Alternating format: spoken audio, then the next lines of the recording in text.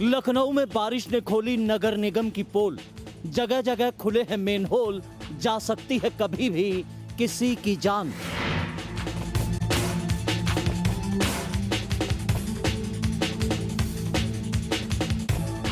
नाले में जाते पानी की रफ्तार को देखकर अंदाजा लगा सकते हैं कि इस नाले की गहराई कितनी होगी। अगर भूल से भी कोई शख्स इस नाले में फंस गया तो उसकी जान बचानी मुश्किल हो जाएगी। आसपास पूरी रफ्तार से गाड़ियां दौड़ रही हैं। कभी भी किसी भी गाड़ी का पहिया इसमें फंस सकता है और उसमें बैठे लोगों की जान पर बना सकती है। कोई राह चलता आदमी या बच्चा इस नाले में गिरकर अपनी जान गंवा सकता है। शहर में ऐसे कई और नाले हैं जो इसी तरह खुले हैं और मौत को दावत दे रहे हैं।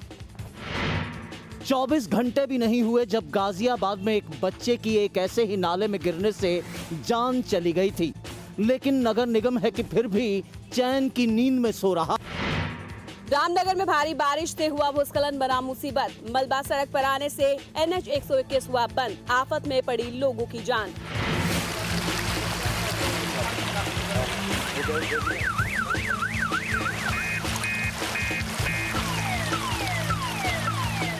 ये तस्वीरें किसी जंगली इलाके की नहीं है बल्कि NH 121 की हैं।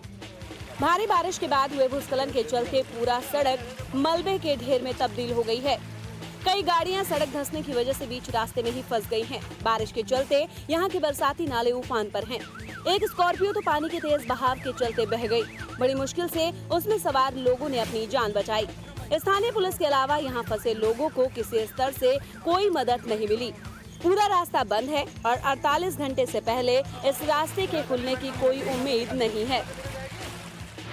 शासन की ओर से लगातार ये दावा किया जा रहा है कि प्राकृतिक आपदाओं से निपटने में वो पूरी तरह से तैयार है, लेकिन इस तरह की घटनाएं उनके दावों की पोल खोल रही हैं। गोरखपुर में ITI के एंट्रेंस एग्जाम का प्रवेश पत्र नहीं मिलने से छात्रों का फूटा गुस्सा। कॉलेज परिसर में की तोड़फोड़, पुलिस ने भांजी लाठियां।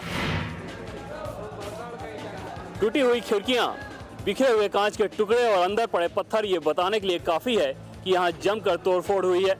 ये तोड़फोड़ ITI के एंट्रेंस एग्जाम के लिए प्रवेश पत्र नहीं मिलने से नाराज स्टूडेंट्स ने की है। ITI के एंट्रेंस एग्जाम के लिए 28,541 अभ्यर्थियों ने फॉर्म जमा किए थे, जिसमें से महज 25% छात्रों को प्रवेश पत्र मिला। बाकी बचे छात्रों को प्रवेश पत्र देने के लिए कॉलेज प्रबंधन ने खास व्यवस्था की थी, लेकिन सर्वर जाम हो जाने के चलते स्टूडेंट्स को एडमिट कार्ड नहीं मिल पाया और उन्होंने गुस्से में तोड़फोड़ शुरू कर दी, जिसके बाद पुलिस को लाठी भांजकर स्टूडेंट्स को शांत कराना पड़ा। छात्र उत्तेजित हो गए और थोड़ी बहुत तोड़फोड़ की। उसमें पुलिस को सूचना मिली। पुलिस पहले भी कर्मचारी भेजे गए थे, फिर पर्याप्त पुलिस बल लगा करके उसे नियंत्रित कर लिया गया है। ITI एंट्रेंस एग्जाम में प्रबंधन की कई तरह की लापरवाहियां सामने आई हैं। कहीं छात्रों को एडमिट कार्ड नहीं मिले तो कहीं एडमिट कार्ड के बदले पैसे लिए गए। हमीरपुर के सदर अस्पताल में CMS का केबिन बना स्टोर रूम। सैकड़ों लीटर डीजल का है भंडारण। कभी भी हो सकता है बड़ा हादसा। ये हमीरपुर का जिला महिला चिकित्सालय है। कायदे से इस एम्बुलेंस से पेशेंट को उतारना था, लेकिन इसमें डीजल भरकर लाया गया है। ये सारा का सारा डीजल अस्पताल के अंदर ले जाया जा रहा है। अब जरा अंदर चलिए, देखते हैं ये डीजल रखा कहाँ जाता है। इस साइन बोर्ड से ये तो साफ है कि ये CMS का केबिन है। अब जरा अंदर झांक लीजिए। कुर्सी पर मोबिल ऑयल रखा हुआ है और अंदर वॉशरूम का नजारा तो हैरान कर देने वाला है। इन ड्रमों में सैकड़ों लीटर डीजल रखा हुआ है। अस्पताल में ज्वलनशील पदार्थ रखने की सख्त मनाही है, फिर भी यहाँ इतना डीजल रखा हुआ है। अगर कोई हादसा हुआ तो इस अस्पताल का क्या होगा, अंदाजा लगाना मुश्किल नहीं है। CMS अपने केबिन में सैकड़ों लीटर डीजल रखने की बात पर क्या कहती हैं, जरा आप भी सुनिए। हमारे पास कोई जगह ही नहीं है, बिल्डिंग इतनी ही है जो आप देख रहे हैं, और कहाँ रखें। महिला जिला अस्पताल बदहाल तो है ही, साथ ही यहाँ मौत का सामान लाकर रख दिया गया है। ऐसे में यहाँ आने वाले मरीजों का भगवान ही मालिक है। गाजियाबाद में 3 महीने पहले मर चुकी महिला जिंदा लौटी। हत्या के आरोप में पति और सास काट रही हैं जेल। थाने में बैठी इस महिला का नाम मोनिका है। विजयनगर इलाके में रहने वाली मोनिका 3 महीने पहले मर चुकी है। आप सोच रहे होंगे कि क्या बकवास है, जीती जागती महिला सामने खड़ी है, वो कैसे मर सकती है? लेकिन जनाब ऐसा ही हुआ है। दरअसल मोनिका अपने ससुराल से 3 महीने पहले अचानक लापता हो गई। परिजनों ने पुलिस की मदद ली। काफी खोजबीन हुई लेकिन कुछ पता नहीं चला। एक दिन मोनिका के घर वालों ने एक लाश को मोनिका के रूप में पहचाना और उससे पति और सास पर दहेज हत्या का केस दर्ज कराकर उन्हें सलाखों के पीछे पहुंचा दिया। 3 महीने बाद अब अचानक मोनिका वापस लौट आई है। खुलासा हुआ है कि वो अपने प्रेमी के साथ फरार हो गई थी और उसके माँ बाप ने अपनी इज्जत बचाने की खातिर मोनिका के घर वालों को दहेज हत्या में फंसा दिया। अब पुलिस ने मोनिका को हिरासत में ले लिया है और मामले की जांच शुरू कर दी है। मोनिका जिंदा है और उसकी हत्या के आरोप में उसका बेकसूर पति और सास जेल की हवा काट रहे हैं। इस सब से पुलिस प्रणाली पर भी सवाल खड़े होते हैं। फर्रुखाबाद में पुलिस जीप की चपेट में आने से 4 साल के एक मासूम की हो गई मौत। गुस्साए लोगों ने जमकर किया हंगामा। 4 साल का मासूम नन्हे अब इस दुनिया में नहीं है। उसके माता पिता का रो रो कर बुरा हाल है। राजेपुर थाना क्षेत्र के गौटिया गांव में रहने वाला नन्हे सड़क के पास खेल रहा था। इसी दौरान पुलिस की एक जीप वहां से गुजरी। जीप की रफ्तार बहुत तेज थी, लिहाजा नन्हे के अचानक सामने आने से ड्राइवर संतुलन खो बैठा और जीप ने मासूम नन्हे को रौंद दिया। नन्हे की मौके पर ही मौत हो गई। घटना से गुस्साए लोगों ने जाम लगाकर जमकर हंगामा किया। गांव वाले जीप में सवार पुलिस वालों के खिलाफ केस दर्ज कराने की मांग कर रहे थे। घंटों चले हंगामे के बाद जब मौके पर पुलिस के आला अधिकारी पहुंचे और उन्होंने जीप ड्राइवर के खिलाफ एफआईआर दर्ज कराने का आदेश दिया, तब जाकर लोगों का गुस्सा शांत हुआ। कानपुर में एटीएम में पैसा डालने गई टीम के साथ हुआ हादसा। गार्ड की बंदूक से चली गोली ने ही ले ली गार्ड की जान।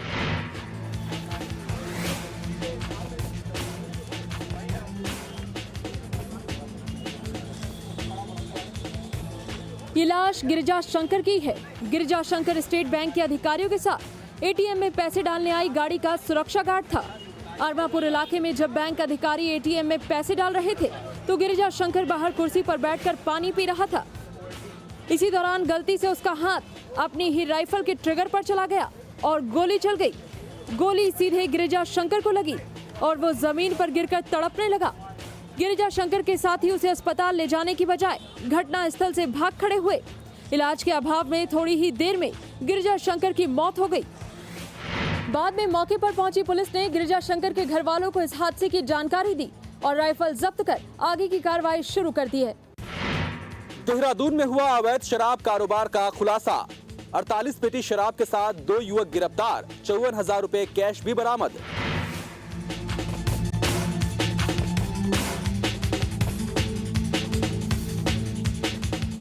शराब की ये खेप पुलिस ने शास्त्री नगर इलाके में छापा मारकर बरामद की है।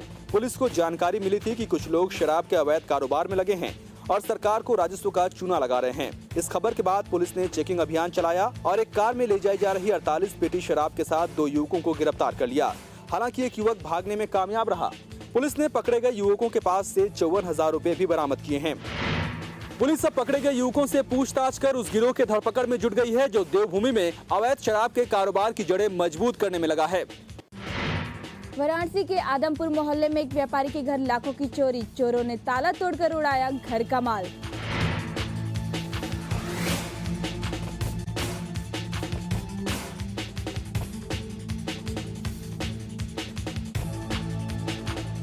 आदमपुर मोहल्ले की गली में पुलिस वाले डॉग स्क्वाड के साथ चोरों का पता लगाने की कोशिश कर रहे हैं।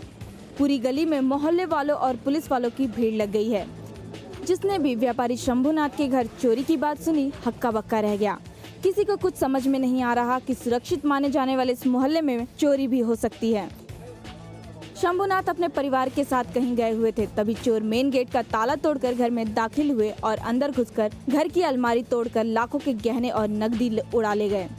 सुबह जब शंभुनाथ घर लौटे तो घर का सामान अस्त व्यस्त देखकर उनके होश उड़ गए और उन्होंने पुलिस को खबर की। वाराणसी में चोरों के हौसले बुलंद होते जा रहे हैं। आए दिन चोरी की घटनाएं हो रही हैं और पुलिस उन पर लगाम लगाने में नाकाम ही साबित हो रही है।